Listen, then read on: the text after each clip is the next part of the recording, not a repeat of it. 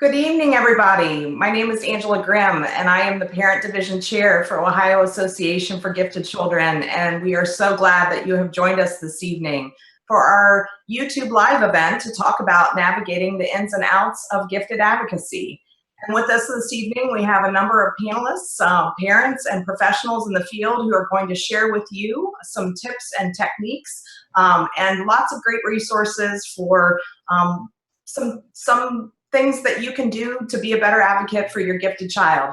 I think sometimes the journey in and of itself is a wonderful journey, but it can be a challenging journey being the parent of a gifted child. And I think advocacy is sometimes one of the hardest parts of that journey. I think parents struggle sometimes with feeling like they're going to be that parent, feeling like they have either a bullseye on them or perhaps on their child, feeling like they're being that pushy parent, pushing too hard or maybe not pushing hard enough. Maybe there are times where you as a parent have wondered, are they doing okay? They're getting all A's, so they're probably doing just fine. Maybe I should just leave well enough alone. Or sometimes you may also say to yourself, well, gosh, well, let's face it, sometimes you as a parent are just flat out tired.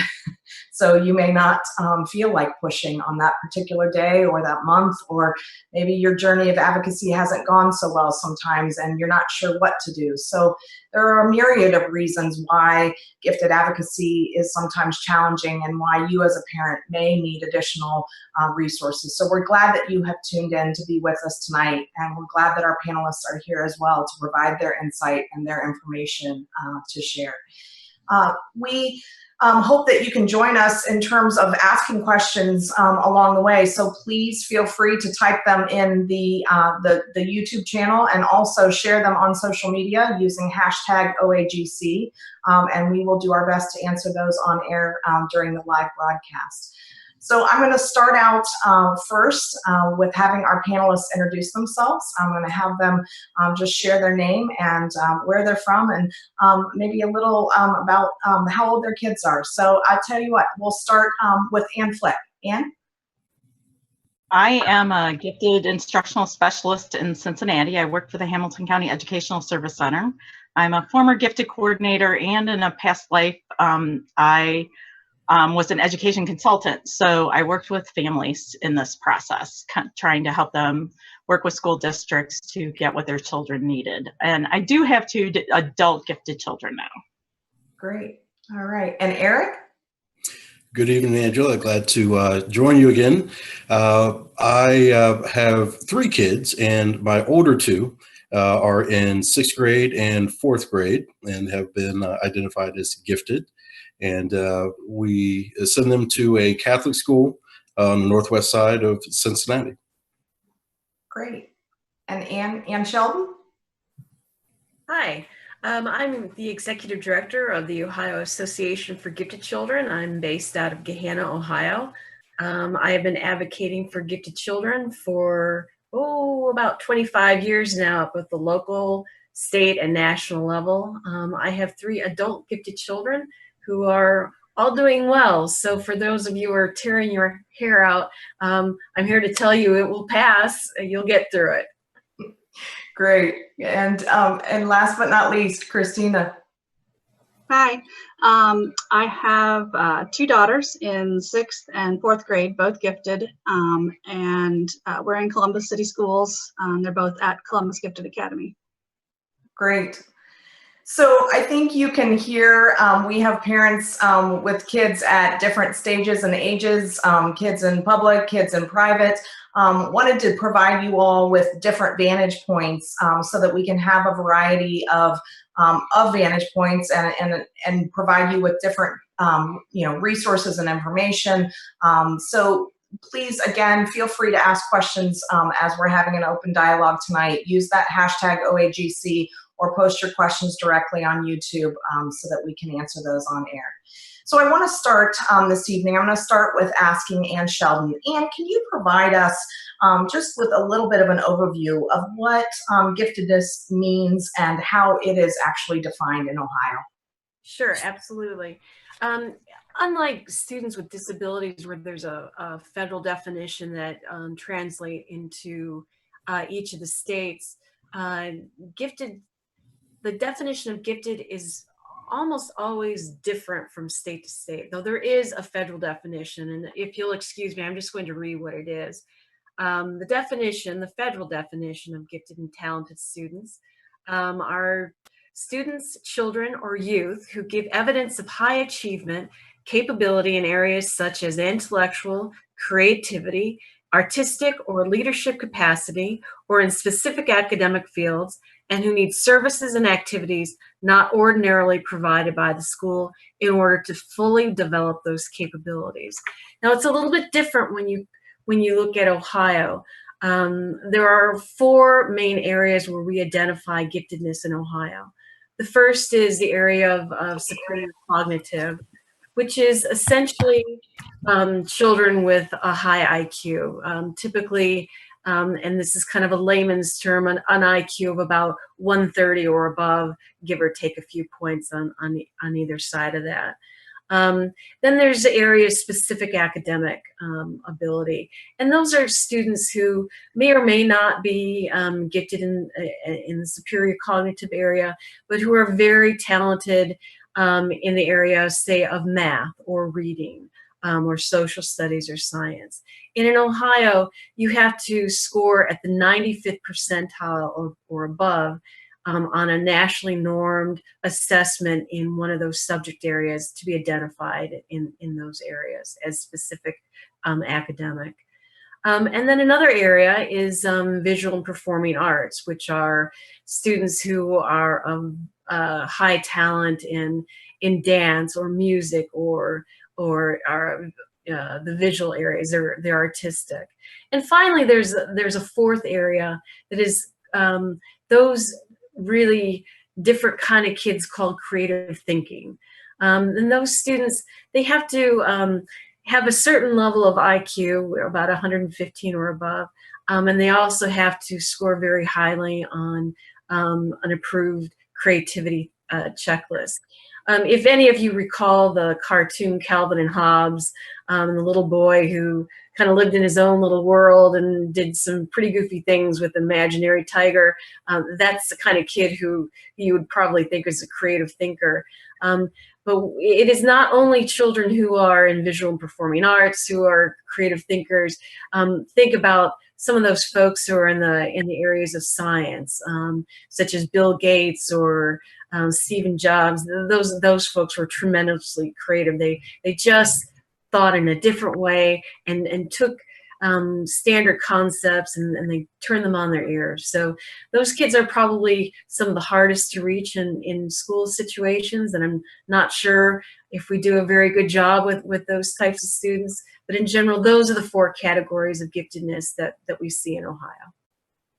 Great. Well, I just want to take a minute to stop and introduce, or have her introduce herself, Susan Larson, who has joined us.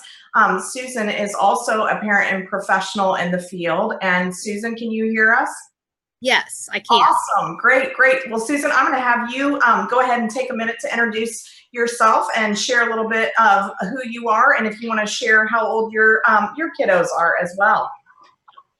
Sure. I'm Susan Larson. I'm currently a gifted coordinator for a local educational service center. I service 6 counties and there are 16 districts, but I also am the parent of 4 sons, aging 16, 19, 21, and 23. All 4 have been identified in superior cog and then several academic areas as well. Perfect. Well, thanks for joining us, Susan. We're glad to have you.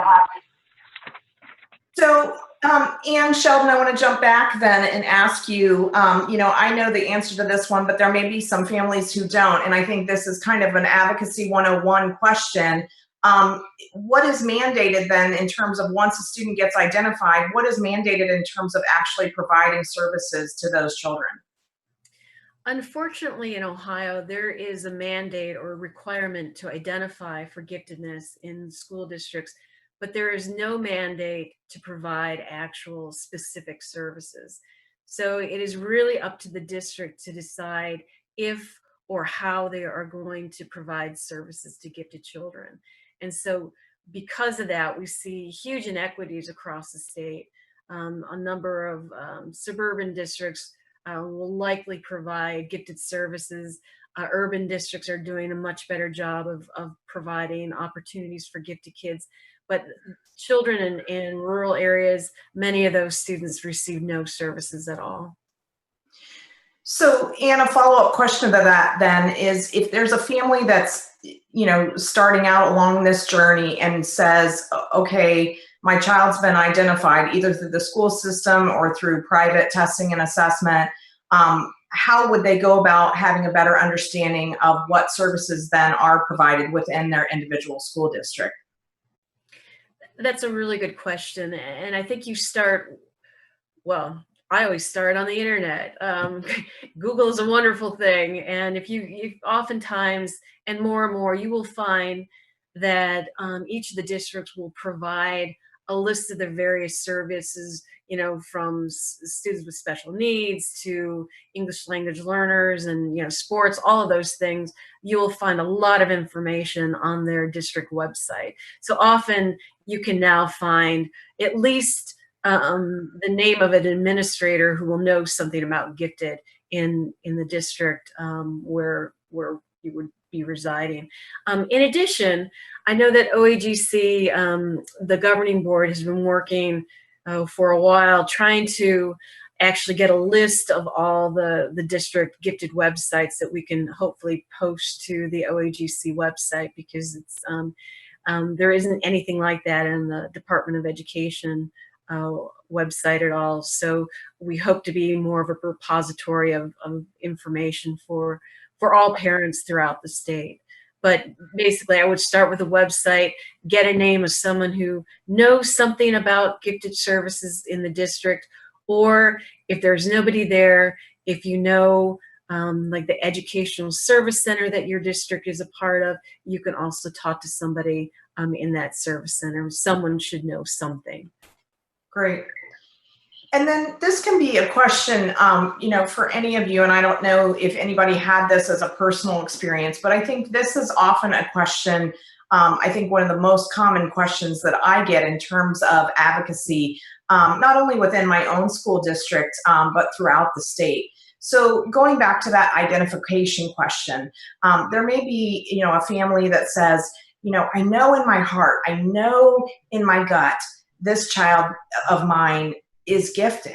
I feel so strongly based on all of the behaviors that I'm seeing, that this kid, there's something different about this kid, but the test scores aren't showing it. And so what do you do in that situation when the testing and assessment from a school district isn't capturing that? And what would you recommend, or did any of you have that as a personal experience that you can talk about? Well, I can share one thing that has changed in the last several years with the Ohio Department of Education, is that they have even seen the light lately about even on our most common IQ test, the WISC. A lot of, especially extraordinarily bright students can score very high in certain areas, but miss the mark on the full scale IQ. And there is a measure that psychologists can use. So school psychologists may not necessarily be aware of this because it's used mostly in gifted identification, as the General Ability Index. A couple years ago, the Ohio Department of Education approved the use of the General Ability Index in place of the full scale score, so that students who may be really bright academically, but maybe have some processing speed issues or working memory issues, the general ability takes out those factors and kind of focuses more on those academic ideas. Another thing that parents always can do is get outside testing, as long as it's on a fairly lengthy chart that the Ohio Department of Education puts out. They can go to a private psychologist or a private testing center and get private testing if there are two options for testing in the course of the school year. Don't seem to be a match. There are nonverbal tests that can be better for certain students. That doesn't necessarily mean it's the best identification for the program that the school has, but if you are seeking to kind of get that answer, is my child gifted or not, nonverbal tests might be another option. And another option might be even talent search testing, although that might not necessarily be more effective in teasing out the giftedness of a child who isn't quite hitting the mark on grade level tests that they offer at school anyway. I think those are great, great comments and great points, Anna. And that's what I always tell families is, you know, if that's in your gut, then you really should look into some kind of retesting. You know, I think I made that mistake as a parent, you know, with my own child. And I just kept saying, oh, well, he's just a smart kid. It's not, no, he's just smart. He's just a smart kiddo. And I spent a couple of years where I wish I had done retesting, and a couple of years where I think, you know, services and supports could have looked very different for him if we had had different information, if we had sought it out independently, and really just looked at other outside testing opportunities. So if you know, certainly you can request to have retesting done within the district, and that is a right that you can ask as a parent, and there's second opportunity testing within the public school system. But as to Ann's point, then make sure if you're going to private outside testing that it is part of that approved battery of instruments through the Ohio Department of Ed. Otherwise, you may be wasting your time and money and resources, and it's not going to help you with that identification. Anything else that the panel would want to add to that? Okay, well, then moving on from that, once your child's identified, any of you want to share more generally or broadly what you have found to be the most difficult part about this whole advocacy piece? I know that's a really broad question, but anybody willing to jump in? Susan, how about you? I know you said you've had the 4 kids ranging in ages across the span here. What's been the most difficult part for you? I think the most difficult part has been being an educator in the district where my children went to school at one time. It's very hard to push to get them served, or to, you know, explain to the teachers that there is differentiation required. But now that I'm no longer with the district, I have to admit it's been easier to go to those parent-teacher conferences, make suggestions to the teachers, just have that. It never hurts to push for your child. I had an administrator once say, you're always looking for a way for your child. And I said, you're right, I am. I'm their advocate, and I'm going to do what I need to do to get the education that they need.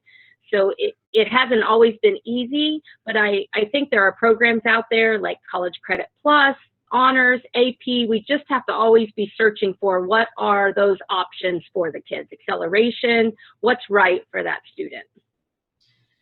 For sure. And I think that's, you know, a point that I wanted to make at the very beginning is that, you know, until your child can start to develop their own voice, and we'll talk about that later on, you are their voice. You know, you have to be that advocate, and no matter how uncomfortable, no matter how intense those moments become, and I'm sure that conflict was very, very difficult for you, being both an educator and a parent in that district. But you had to do what you had to do as a mom, and I think that's the bottom line.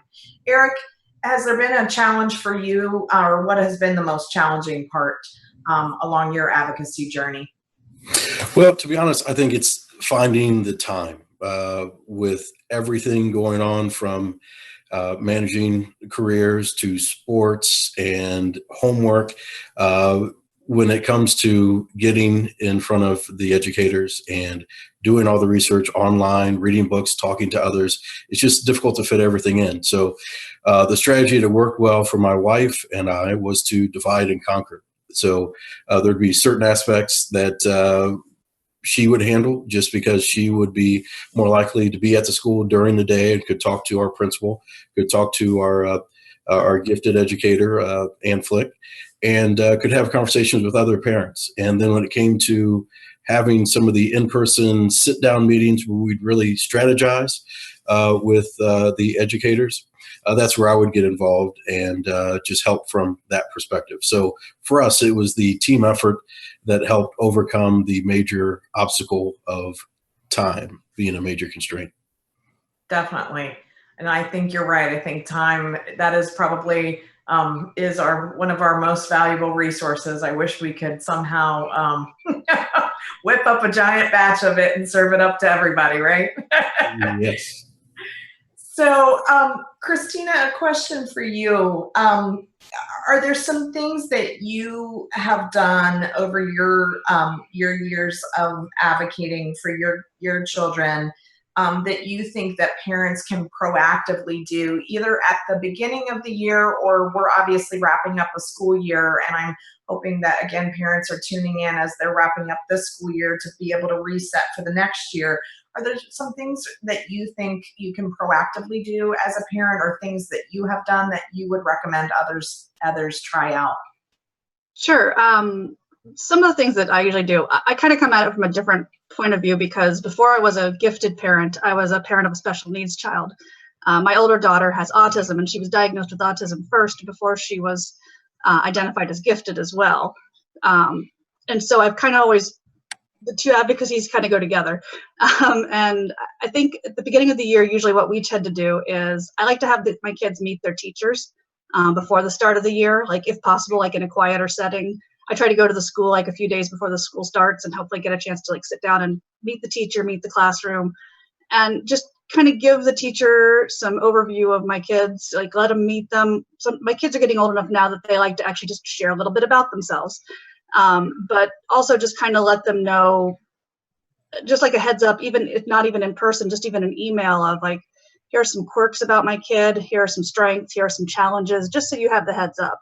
I think that setting some of those laying that out for some teachers ahead of time goes a long way, because it kind of gives them that idea of how to start approaching, because sometimes that first, especially for some kids, that first initial meeting with the teacher is going to be, can set the tone for the whole year.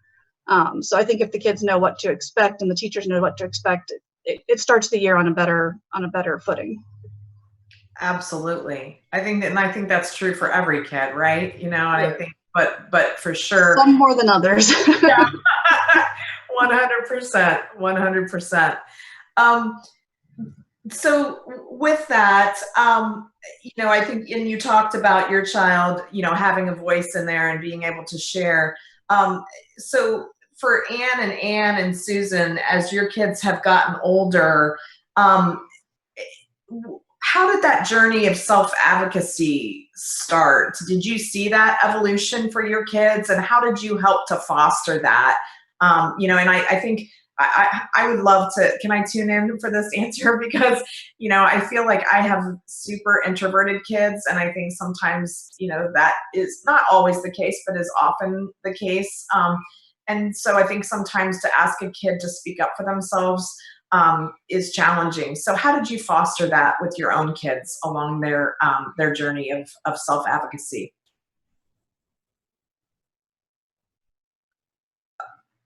Well, I'll jump in here. I think it was kind of a very slow evolution. Like you, my oldest was very, I guess introverted is the correct word. She was definitely soft-spoken, but she was very tenacious, and she was a brave little kid. She was grade accelerated. She was subject accelerated to a pretty major degree. And so she was going to classes where the kids were 4 or 5 years older than she was. And initially it would take a little bit of a push to get her to speak up for herself. But she began to realize that there was a pattern that would emerge. And that is that with both educators and other students who may be older than she was, they would initially challenge her. Like, should you be there? Why are you here? And then they would kind of come around as it was pretty clear that she was competent. And at a certain point, there would be just this coming together of the kids who would say, okay, she's one of us now. So I think in terms of, you know, her journey for self-advocacy, it was one that she had to discover on her own. Certainly she could see what I would do for her, but each child is different, and each child advocates for themselves differently. But what you can do is just take who they are and allow them to work their own journey. Great. And Ann Flick, I think you were muted earlier, but I think you had something you wanted to share along those lines. No, I was just going to say that I'll take all the credit for all the good things my kids have done because I had nothing to do with it. But what I realized as they got older, and I realized this as an educator too, what happens as they get older is they get more of the credit for their competencies. Like a first grade teacher might think that a student is multiplying because the parents have shown the kid flashcards at home, even though the parents don't even realize the kid is multiplying. So we have this constant challenge of it's not that these parents are pushing the kids, it's that these kids are pulling all of us. They're pulling their parents, they're pulling their teachers, and they want more and more and more. And that's easier for educators to understand when the students get older, when they have their areas of passion. And my younger one is an introvert too. And I think both of my kids, I think their advocacy work really involved making connections with teachers. So even if it was just one great English teacher that my younger daughter connected with, he became her advocate then through 4 years of high school because they shared that passion for English. And in a one-on-one situation, they would talk about literature and things like that. So I think a lot that happens, like as an educator, I kind of have a sense of what goes on behind the scenes when the kids get to that point that they build those relationships with the educators and the educators can see that it really is child driven, is that, and just from conferencing with that teacher, I know that on his drive to school in the morning, he was thinking about what he could do differently for her. He was thinking of different essay prompts for her. He was thinking of different projects for her. And I kind of suspect that when he was in meetings at school with other teachers, he was speaking up for her. And then what I found as an educator is, like at my school, I've seen like our second grade teacher has kind of recognized like a really bright student that she has. And then when she know it, like that child was subject accelerated. And then she's starting to realize, wait a minute, there's another student who looks a lot like that first student. And she came to me in February and we moved that student then. And then pretty soon she's keeping a list of students for me to look at. So when they start to kind of make that one-on-one connection with the child and they can see it in one child, not only do they see it in other children, but they actually start to look for it in other children. And I think that's kind of the domino effect of just the students being able to build their relationships one-on-one with their teachers. I love that. And I think it's not only the students building that one-on-one relationship, but I also think, you as parents building that relationship too. I think it's kind of finding your team. And I heard a parent once talk about that on a panel, and I was like, that's a beautiful thing. I think we think of that in a traditional, we think of that in the model, and Christina, maybe you can speak to this, with your daughter, when you're working with students with disabilities, you sit down, you have a team process, and that's typically how things unfold is in a team process. But I think with kids who are gifted, we don't have that teaming approach all of the time, or often we don't really, unless you as a parent request to try to pull a team together. And so it's almost like you're seeking out a team. And when I heard this parent say that, I was like, yeah, wow, like seeking out a team. And it seems like a no-brainer. My background was working with adults with disabilities. I'm like, hello, why did this not dawn on you to seek out a team? But again, kind of finding that internal ally, that internal advocate, and that kind of sounds like what was going on within your school and within your system, is that these kids were having these internal, advocates that were starting to, to grow and to bloom. And so did anybody else have kind of that person that you and or your kid connected with? Christina, did you have any of those kinds of experiences with your kids? Yeah, we've had that a lot. And you're right. I mean, it's something that with disability services, you start off with an IEP team and you've got this whole team of people all working together. And I've kind of always approached it as we're all a team. So whenever, we've been doing anything education-wise, the whole school, it's like, there's my team, my IEP team, and I always come at it as we're all on the same team. We're not adversaries at all. We're all together. What are we going to do to work together on everything? And that actually works surprisingly well. I mean, everybody generally has the best interests of the child in mind, and that's the whole point. But I have had a few folks that have become that we get close to, and also that my daughters are close to, some teachers that my daughters are closer to, because they've discovered this passion in a certain area or this person that they feel like they can trust the most. And it's great seeing those relationships build. Just having that kind of educational, like mentor-mentee relationship even starting to build. It's nice to see it, and it's nice to know that kind of we're all on the same team together and we all work together on it. We've had very few bad experiences, so we just kind of have always approached it as, hey, we're all together in this. What can we do to have the best outcome? Because we all want the same thing. That's great. That's great. Okay, so I actually have a question that came in, and not to turn the tide, but then the question is, what if it's not all working in harmony? So what if you have a teacher or somebody that you feel like they just aren't meeting the child's needs? Then what, Eric? Yes. Well, and I guess if I could, before we get into that specific answer, I was just going to offer a word of caution that when it comes to teens, and especially when we think about other parents who are in similar situations that may be at your school, keep in mind that there's a good chance they're not in the exact same situation. So they are advocating for their son or daughter, or sons and daughters, in the same manner that you are, but the needs and desires may be different. So don't get too dismayed or too disgruntled if at some point there's a divergence in the end goal or even the path to get there. So just go in with your eyes wide open and just keep in mind the personalities are different. And while we're all advocating for our own kids and perhaps even others, other children at our school, there could be disagreements that come along, and they just have to be dealt with as they come up. But to the question that you just posed, we have encountered that, and persistence is the way that we ultimately were able to keep going. We knew that we had our ultimate goals aligned with what was in the best interest of our son and our daughter. And we knew that there was a best case scenario and that there was a status quo. And it was probably not going to be likely that we'd get to the best case scenario. So we had to prepare ourselves in advance that, you know what, if we don't get there this year, there's always next year.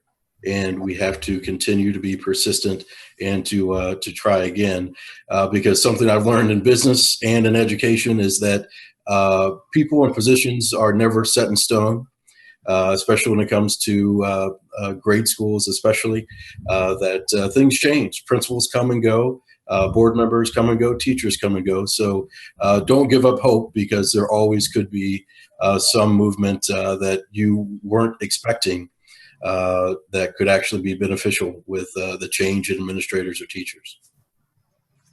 Great point. Great point. Can I piggyback on that, Angela? 100%. Go ahead. One other thing that I did not think of myself, but when I read it, it made so much sense that this is kind of a line I try to use, is that we have to realize we're making a conscious decision every time we make it. So it's not like the Hippocratic oath that physicians have, do no harm. If we don't touch the patient, nothing will happen. It will do no harm. It's not that way with gifted children. Keeping a kid in age grade lockstep, or keeping a student in a particular class is not a good fit for him. Keeping the student in the traditional pattern, we have to look at that as a conscious choice. We are choosing to place this kid every year, and maybe even mid-year. So we have to realize that maybe the status quo is not the best choice. And I think if we can try to frame it as not making any waves, not deviating at all from the typical pattern, is not doing nothing. It's actually making a conscious choice to do something that may not be in the best interest of the child. So we have to lay out all our options. One of the options is maintaining the status quo, but what will we make a conscious decision to select for this child? That's a great point. And I call it the steady as she drifts, because again, I think it comes back to, how much energy do I have as a parent? And to Eric's point, how much time do I have? And you're right, status quo is certainly an option. But just because it is status quo does not mean that there is no harm in that, allowing it to go status quo. So I think that's something you have to consider as a parent. a kid with straight A pluses on a report card who's topping out with 99% on their MAP scores, probably isn't in the right placement, and you may want to explore that as a family and see what that looks like. So, but again, that's each child is an individual, and I think Christina said that earlier. So you as families have to make decisions for what works for you. So with that, I think it's also about picking your battles. Can anybody talk to picking your battles? Anybody have a moment? Susan, have you ever had a moment where you knew you had to just stop and pick your battles? Oh, I'm sure there have been several of those over the years, but we, to kind of the earlier question, my 4 boys are all very different. I have one that is very introverted. He won't ask for help. He's getting ready to start his 6th year of college. So we are working on his bachelor's degree, but my second son is a self-advocate. He will meet with professors. He did the same thing in high school. He was willing to ask for additional work. I would ask a question. He'd say, I did that 2 days ago. So very different in their approaches.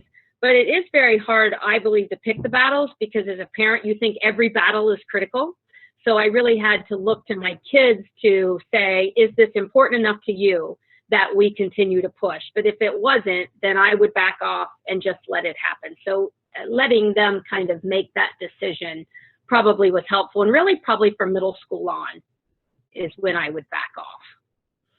I think that's a great point. I think they become, again, that when that self-advocacy starts to peak, and their voice becomes an equal partner at the table.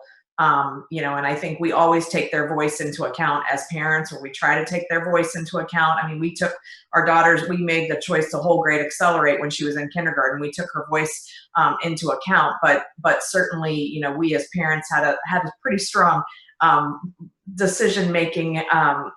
We tipped the scale, but I think like to your point, the older they get, the more likely you are to let them be that voice. So, question then for our panel, and just a reminder to everybody who's tuning in, if you have questions that we can answer for you about advocacy for gifted children, please feel free to type them directly in our YouTube page, or use hashtag OAGC, and we'd be glad to answer those for you on the air.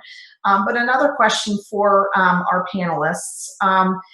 Anybody who had a kid who struggled at all with any social emotional advocacy needs, and ways that you were able to deal with those effectively? Anybody have that as a piece of your journey? Yeah, that's pretty much like always our part of our journey. With the especially with our older daughter and with autism, there's a lot of social emotional issues going on there that overlap a lot with giftedness too. In fact, it was kind of one of those things of when the testing had come back and they said, oh, your daughter's gifted, we were kind of like, really? Just because we didn't see a lot of the signs, just because there's so much overlap. And so we knew she was really bright, but we just didn't quite make the connection. But she struggles with a lot of social emotional issues, and that's a big part of a lot of my advocacy for her. Pretty much is trying to help her through these social emotional issues. And I think that as a result, one of the things I've had to do is really push for constant addressing the social emotional needs at the entire school level. We're lucky that she's in a school that's entirely for gifted children, Columbus Gifted Academy. And part of the reason for the founding of that school is just also to help address the whole child needs, the whole child needs for a gifted student, including those social emotional needs. So it's something that we're always kind of pushing for her, which in turn also benefits other kids in trying to get those needs addressed, either through just through any different accommodations that are needed, or even just some basic acceptance, even in the classroom, for teachers who might not quite understand some of the quirks or some of the reactions she might give to things. Just a little bit of re-education with teachers who might not expect that, or even just a little bit of just compassion and understanding, I think, goes a long way. That's great. So it sounds like success in terms of more systemic advocacy, which I think, again, is, a piece of what, we as parents of gifted children, we kind of have that hat sometimes. It's not just for our kids, but sometimes for all kids. And because we, are looking out for our own child, then others have the benefit of some of our passion and our energy of what we're trying to do.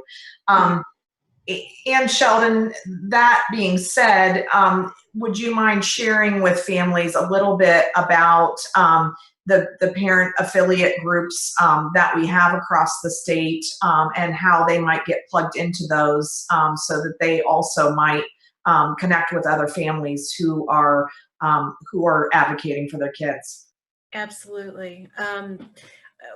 One of the main benefits that I had as a parent was that we had a very active parent group in our school district. And some of the parents in that group that I was able to speak to and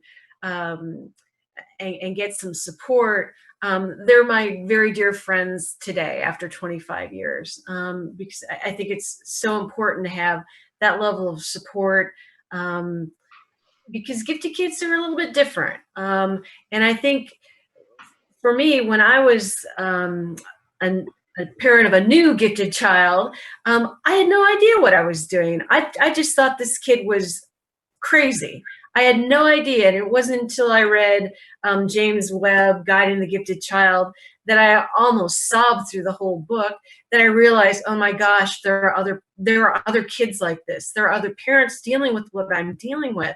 And it was just such a relief to know that it was going to be okay. That there wasn't something inherently wrong with my child, but that it was a whole part of a whole kind of syndrome that was going on. So OAGC has had a long history, even before I became part of the association, of having parent affiliate groups around the state. We have about 20, 30 affiliate groups. Some of them are specific to districts, some of them are area-wide. But all of them really are just to the benefit of providing support to parents of gifted children for a particular area or district. And a lot of those affiliate groups, they do tremendous things in the district in terms of putting together programs. I know that, Angela, in your area, there have been a number of programs like addressing social emotional needs of gifted children, twice exceptional issues of gifted children. Anything runs the gamut. I know that when I was a president of our local affiliate, vouchers in community schools were not a thing then, and we brought someone in from the governor's office to talk about that. So the sky was the limit in terms of the topics that you can get into in these groups, but the support that you get as a parent in reaching out to other parents in the district is just invaluable. It is invaluable. And I think, that's how I actually got connected to OAGC as our group. Well, first of all, I came to a parent day, which I'll put a shameless plug in, but it's in October. Now I completely lost the date in my head. I'm going to say October 15th. I might be wrong. Oh, okay, good. I'm right. October 15th. And Jim Webb, who Dr. James Webb, who Ann mentioned earlier, is actually going to be coming and talking at Parent Day. You can't for $5 have a better experience. So please plan on coming. But through OAGC, our local group became an affiliate.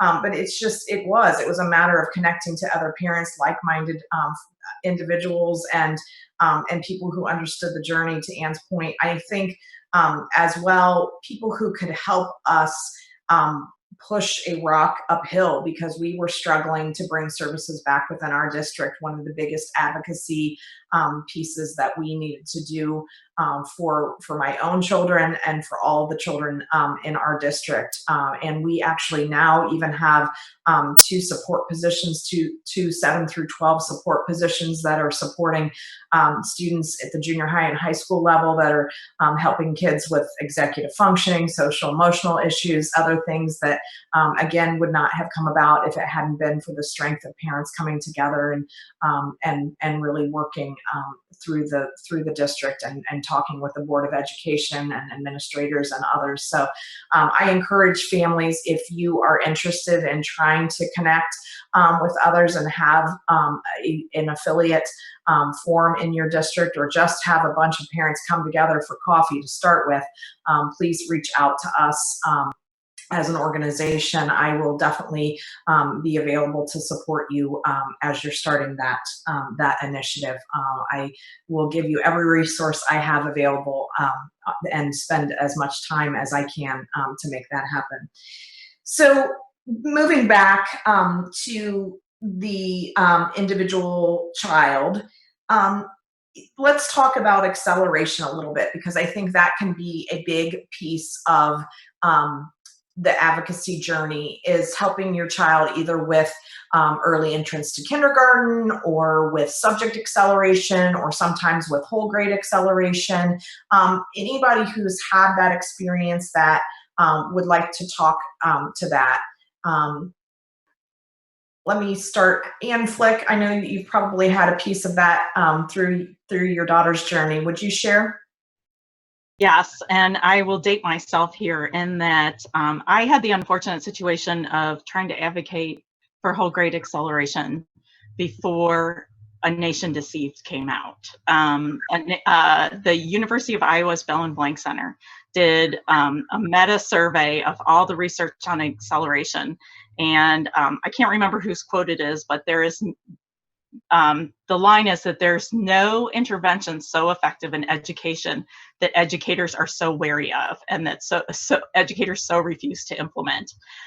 So I was working on trying to get my older daughter whole grade accelerated, but then a year later came out A Nation Deceived, which at its 10th anniversary now, we have A Nation Empowered, which is this booklet. There's a short version and there's a real thick version with all of the research broken down for educators about how many different kinds of acceleration, about 18. So AP classes, subject acceleration, whole grade acceleration, why these are such proven interventions for these students, and actually puts numbers to the gains of growth that these students experience.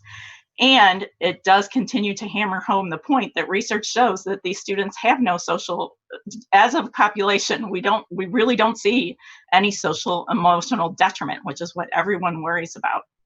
So I would continue to present on this and speak to even to parent groups. And invariably there's somebody in the group who says, well, my second cousin, once removed, was accelerated when he was a kid and he was miserable. And it took me a while to realize that the answer to that is my own answer, was that we didn't have the tool that the Ohio Department of Education requires that we use in the case of whole grade acceleration, is the Iowa Acceleration Scale. And this is a research-based instrument that takes into account everything from the child's IQ score to the child's height, to how many activities the child is involved with. Everything you can possibly fathom gets factored in, and we end up with a score to determine whether or not the student is a strong candidate, kind of a borderline candidate, or not a strong candidate for acceleration. So my contention to that person who talks about somebody 30 years ago who was accelerated and didn't have a good experiences, the Iowa Acceleration Scale probably would have shown that, and that student wouldn't have been accelerated at that point. That's not a reason to hold back all the students for whom it is a good experience. They are good candidates. So luckily we have this research-based tool that's really been proven with thousands and thousands of students to show that acceleration is not only an excellent intervention, it's almost cost-free for schools. So it's effective for children. And the Acceleration Institute at the University of Iowa has great resources for parents. There are people's stories on there, there is research on there, and they're even willing to talk to people. That's great. And that is the first place I went to when we were making that decision for our daughter, because I asked to talk to other families in our district, and, because it's not a real common, intervention, that there really weren't a lot of, they didn't offer me a lot of families, and for privacy reasons, they didn't really offer, and we didn't have a formal parent group at the time, so I wasn't able to connect to other families who had done whole grade acceleration. So I dug in and I read Nation Deceived, now Nation Empowered, and it really, I think, allayed a lot of the fears that I had as a parent, and using that instrument for sure allayed those fears as well. Anybody have any subject acceleration experience that they would like to talk about? Because I think sometimes that can be a little trickier. I think logistically that can cause districts some hiccups, and sometimes you have to push through that. Has anybody had experience? Eric, go ahead. Sure. So as I mentioned at the beginning of the video cast, our kids go to a parochial school, and resource allocation is really one of the major constraints. So within the time schedule for fitting in all of the classes, and then the resources in way of instructors and the like, that initially looked like it was going to be prohibitive. But again, as I mentioned, the persistence really helped out, where we were able to get our kids into subject acceleration, and it's been tremendously beneficial. For our daughter, who's the 6th grader, we determined, and she determined, that whole grade acceleration wasn't quite the right fit. And so that was a decision that we didn't make on our own. We included her in that decision, and subject acceleration has really been a tremendous benefit, in large part because of the focus and attention of their great teacher. That's awesome. Great. Thank you for sharing that. We did actually just have another question come in about starting a gifted parent group. I think we had probably already answered that, but I will also share that OAGC on our website, oagc.com, has an affiliate handbook that is a great resource for parents. And again, if you contact me, again, Angela Grimm, Parent Division Chair, and you can get my email off of the website. I will provide you with resources, including sample bylaws and other things, and those are also included in the affiliate handbook. But sometimes just talking through kind of how our group started, as well as some of the activities and the things that we've done. We just started simply by offering up a time for parents to get together and have what we call a speaker series, and sometimes that can even be free. We did our own similar panel to what we're doing tonight. We did the You Don't Know What You Don't Know About the World of Gifted, and we just had 4 or 5 parents from our district talking with other parents about advocacy and their journey of what it was like to be a gifted parent. And that costs you $0.00. So that might be a place that you can start, or having a family picnic, or starting a book club or a math club, or whatever suits your parents' energy and the parents and the needs of the kids and the parents in your district. So again, if you reach out to me, I would be glad to walk you through how to start one of those up.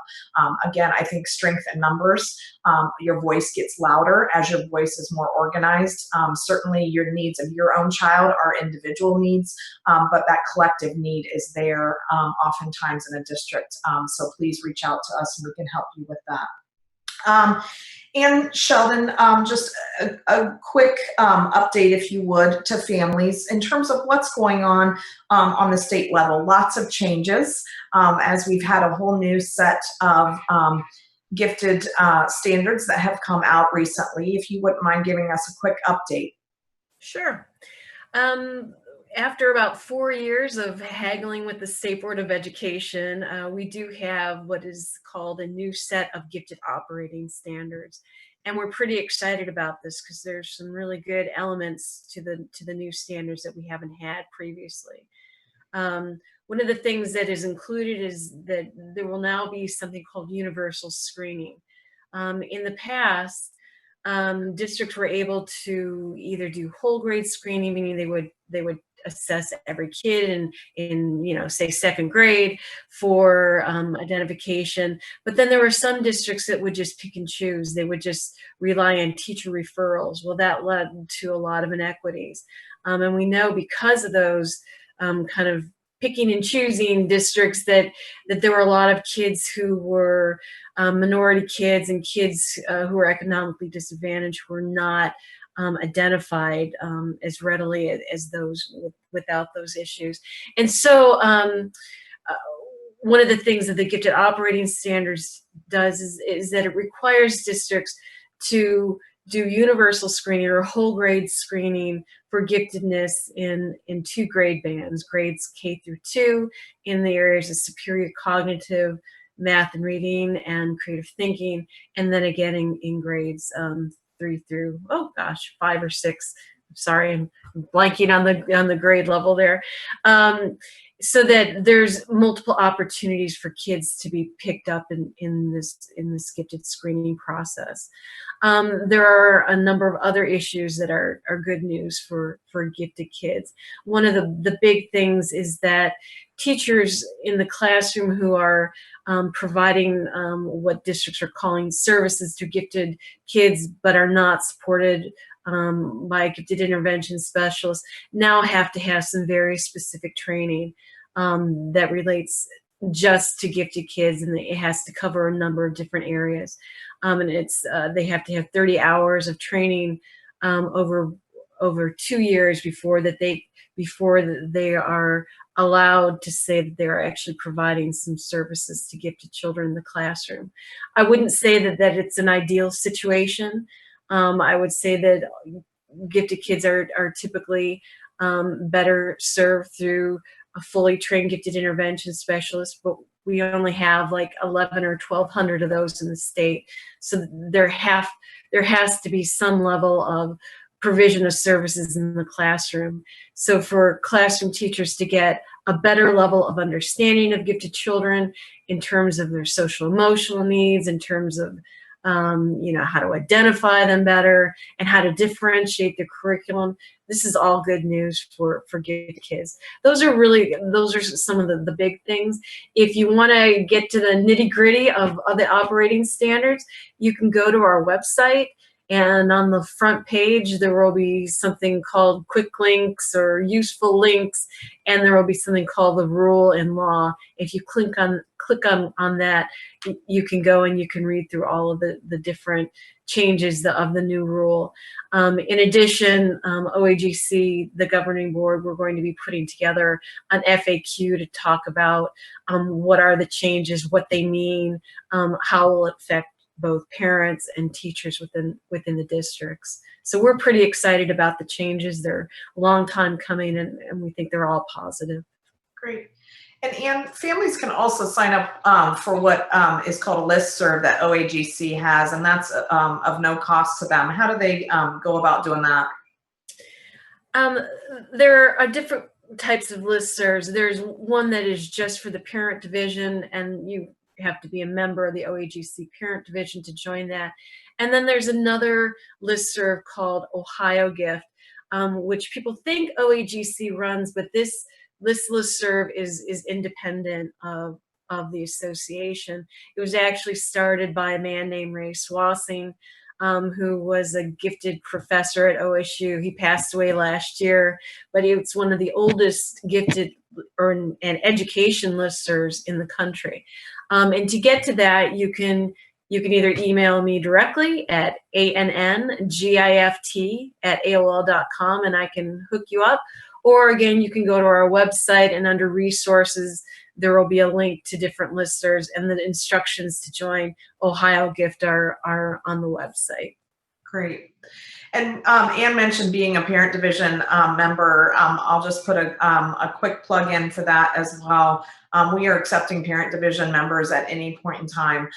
Would love to have your energy and, again, collective voice as we continue to help support events like this evening, efforts as we're trying to work out resources such as our handbook for parents across the state, and other things that we're trying to provide for resources and information throughout Ohio. So would love to have your energy, and would love to have you be part of the Parent Division.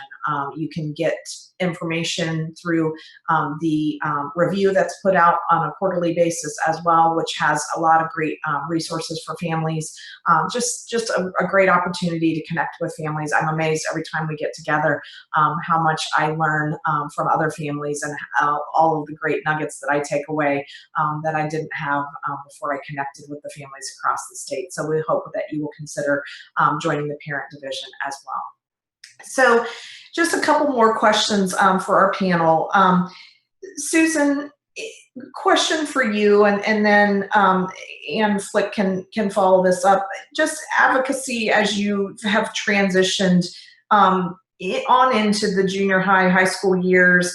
Talk about how that's been different, accessing some of those college credit plus options, some of those things. What did that look like? How did you find those resources and information? Just how did that journey shift, and how has that changed as your children have gotten older?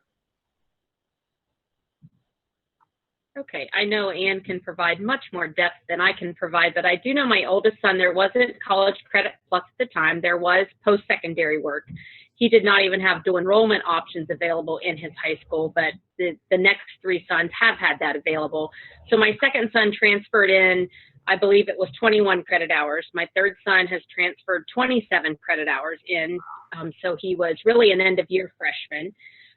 All of the high schools that I work with, just to give parents an idea, obviously there are college courses offered inside the high school, taught by high school teachers, but then there are also some that the local universities may partner with your high schools and offer those. So I would just encourage parents to learn, and schools are required to have those meetings once a year to inform students and parents of what's available from a college credit plus standpoint. And I would just encourage them to know the difference between AP, college credit plus, honors, what's right for your child. I think Eric has kind of commented a couple times about it's really very individual.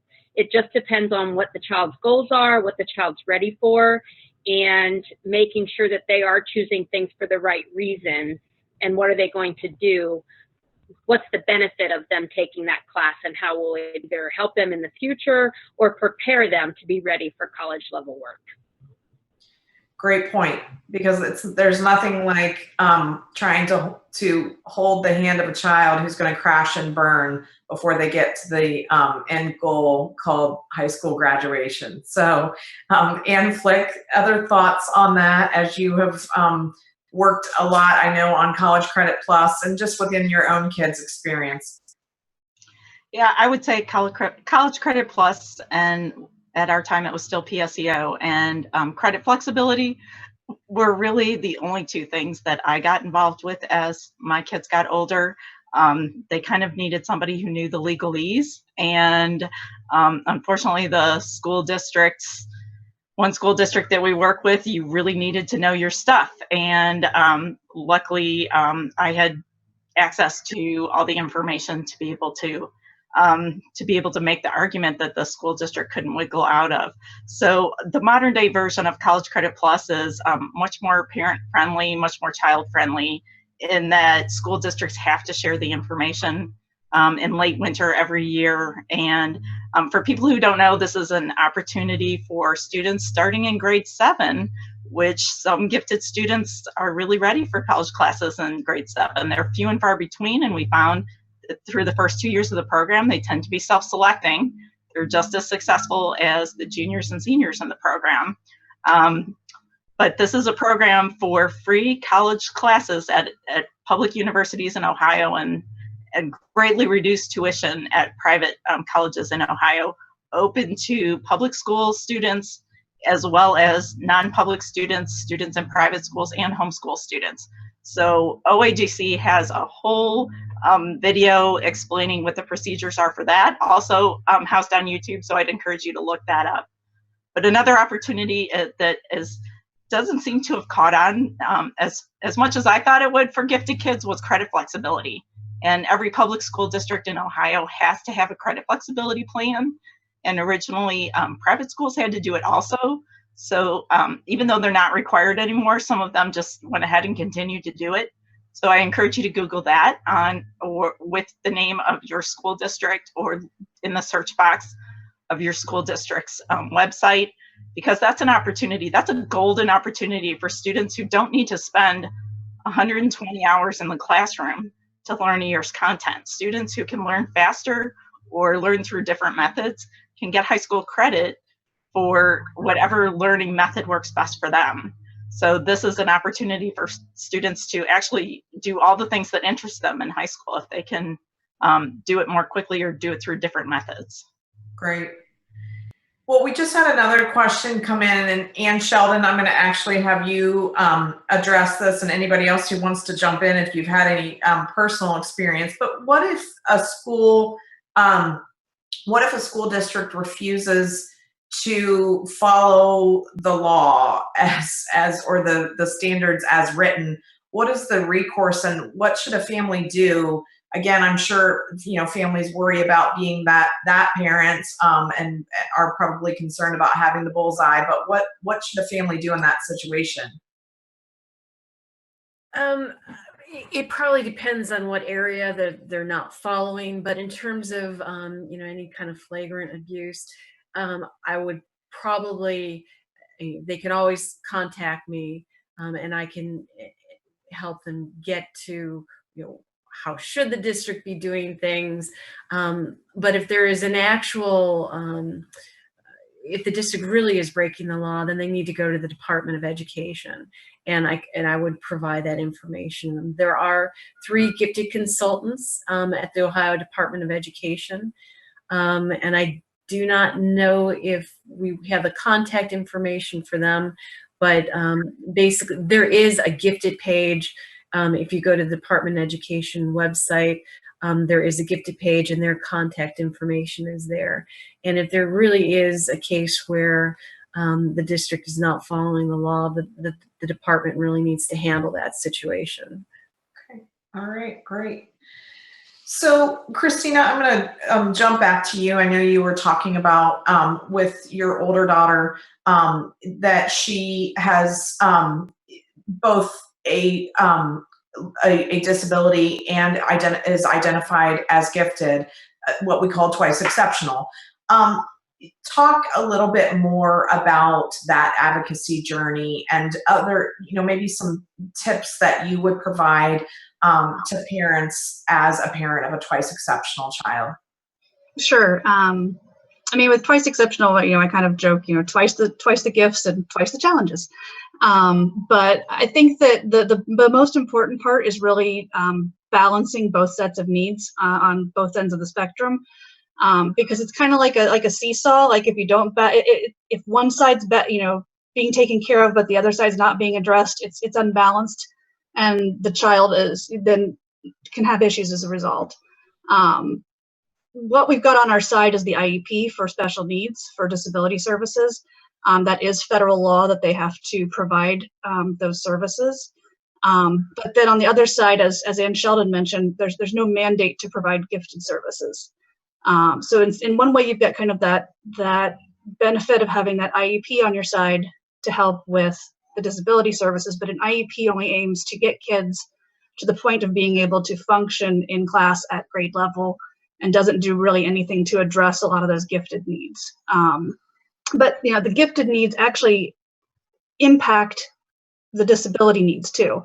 One example I often provide is for my own daughter, that if she's not being academically engaged or challenged in class, if she's bored basically, that actually causes an increase in her sensory issues that they try to address through her IEP. So one thing we had to do was bring that up to teachers and say, look, we need to find a way to better meet her needs for being gifted, because it will benefit her disability needs too by making sure that both of those are being met. So I think for parents, if you feel like you've got the protection, you've got everything in place for your IEP, and hopefully everything's working well with your IEP or your 504. If you feel like your gifted needs aren't being met though for your student, I think it's important and helpful to present it to the school as how it impacts the IEP goals or the 504 goals. If you can present it to them as that, I think that goes a long way in getting the schools help to help address those issues. So it sounds like packaging the needs of the whole child. Yeah, exactly. But getting it under, what I'm hearing you say is but also then getting it under the mandates where you can, so that you're having a better understanding and conversation, but then having the teeth where you can. Right, exactly. I mean, because you've got the WEPs in public schools, but there isn't a lot of teeth in those. So I think that you have to kind of use the tools that are available to you. And that IEP is a really, really powerful tool, I think, to help with, you can use that to your advantage when trying to get the gifted needs met too. Great.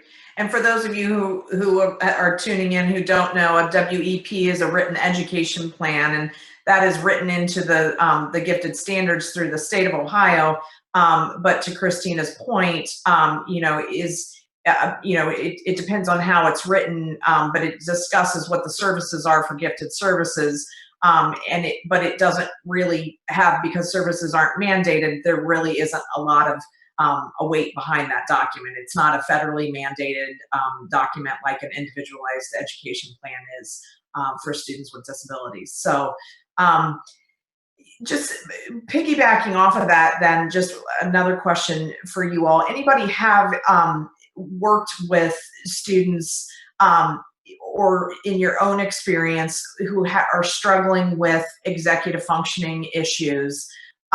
Because I think, sometimes that again can mask the gifted child, and advocacy can be challenging as you're having that conversation, working with time management, working with, some of the other things that can get in the way, organizational skills, those kinds of things. Anybody want to talk about executive functioning and advocacy?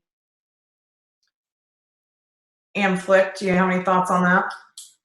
Well, I think going back to the written education plan, in public schools, there is kind of a philosophy of having this full conversation.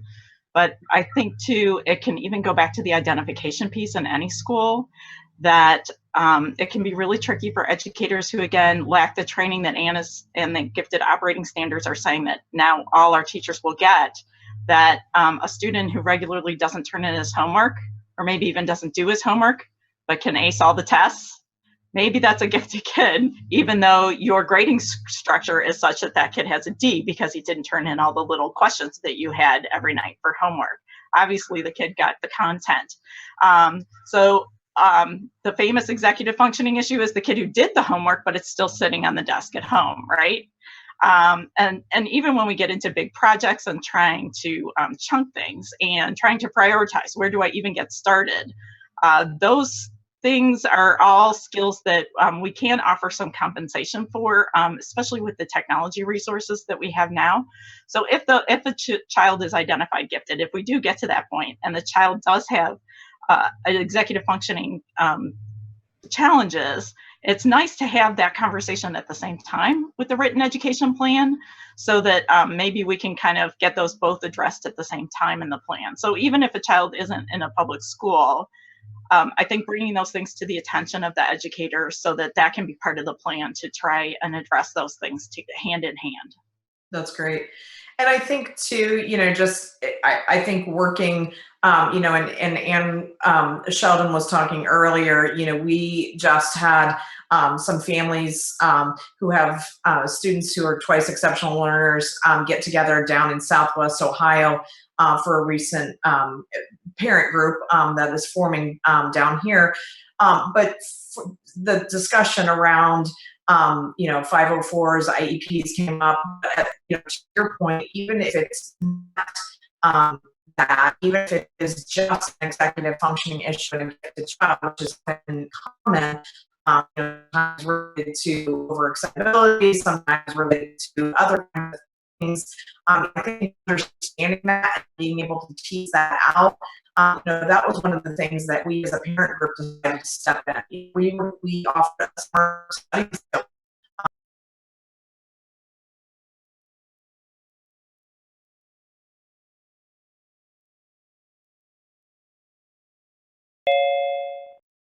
and, understanding,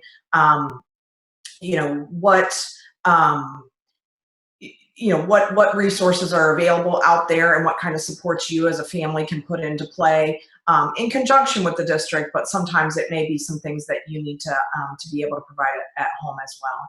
So I want to ask one last, as we wrap up tonight, one last question for each of you. If you guys could give one piece of advice, just an advocacy tidbit for families that you would like to provide them as we're wrapping up. And Flick, I'll start with you.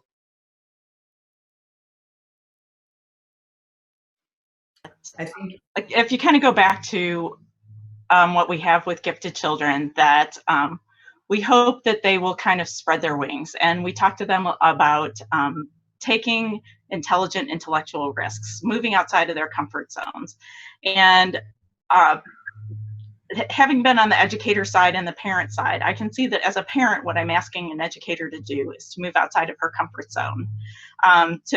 She hasn't had the training. She hasn't had the experience with interventions that have worked successfully for these kids before. So I think if we could have this heart-to-heart conversation where, and I've seen this happen with parents have been successful with this, is I don't know what the answer is, and neither one of us has a crystal ball to know what is going to work perfectly for this child. But what we can establish and we can agree on right now is that this isn't working. The status quo, the current situation isn't working. So I, as a parent, will give you as an educator, I'm not requiring you to get it perfect out of the gate, but please try something for my child. Let's put our heads together and try something. And if it isn't perfect, let's adjust. I'm not going to hold you 100% accountable if you try something and we have to tweak it. And I can just see that giving educators permission to spread their own wings and try some new things that they'll get it, they'll get the hang of it, and they'll polish it. And especially if your child is the first child, they won't get it right the first time. My one poor class that is brand new to the program last year, like I tell them, you're like my oldest child. I asked a lot of you, and you guys rose to the occasion. And I know how to do it better for the next class.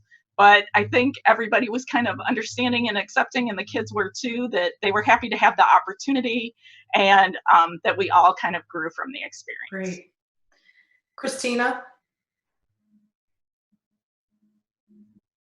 I would say probably my biggest piece of advice would be, don't get discouraged if you don't win all of your battles, or if the plan that you advocated for does not end up working for your child. I think that's something that it's easy to sometimes get discouraged when you keep trying to advocate for your child and you keep hitting walls.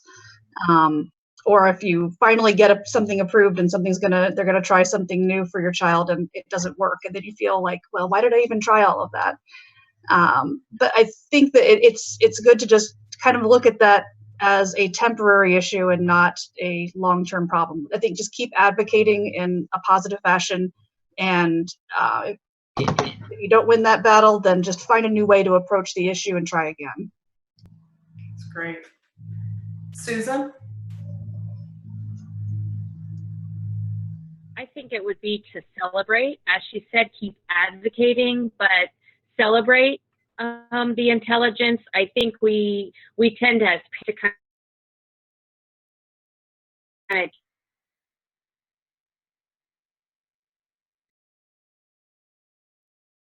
start with gymnastics. And if you're a level 3, you graduate to level 4, not because you get older, but because your skill develops. The same with the freshman quarterback, if they're the best one. So I kind of encourage my kids covered up, just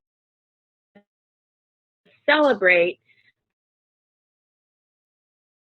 What Christina just mentioned, perseverance. If it doesn't work the as a parent. Obviously, I have failed millions every day and try to do it with the little successes that we do have. You and me both, but okay.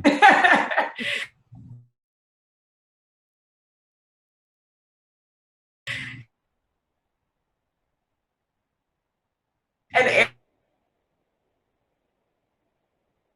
Eric?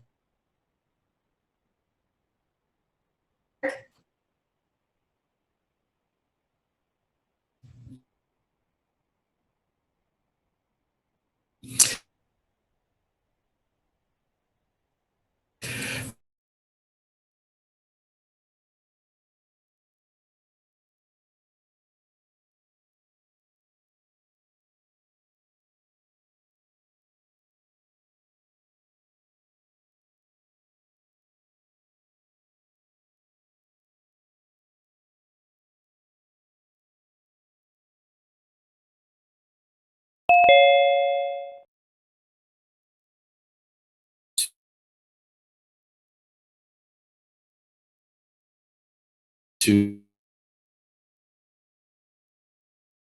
get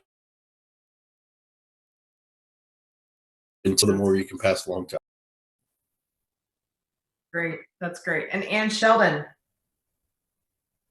Well, everyone's had so many great things to say. I'm not sure what I can add. When I talk to parents, I tell them the key always do little words. A straight line between the start and finish for advocacy. There's no,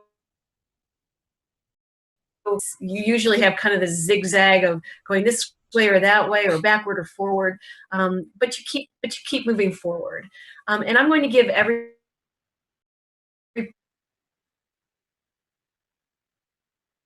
parent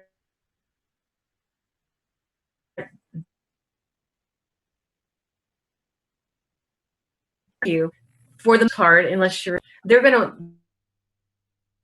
try your hardest to do whatever you could to give them those opportunities. You'll know when to back off. And you'll know that when they come home, whatever had happened at school, push hard. I think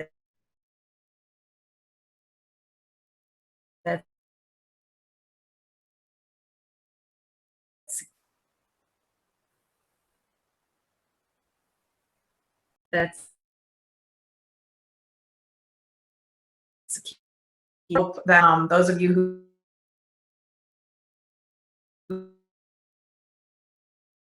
who I hope that each of you has walked away with some, you are able to recharge as you move forward into this this coming school year. Please reach out to us. Reach out to the OAGC Parent Division.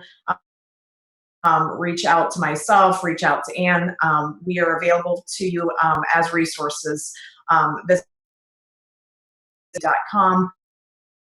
We also have a number of social media available to you that you can connect with us and connect with other families as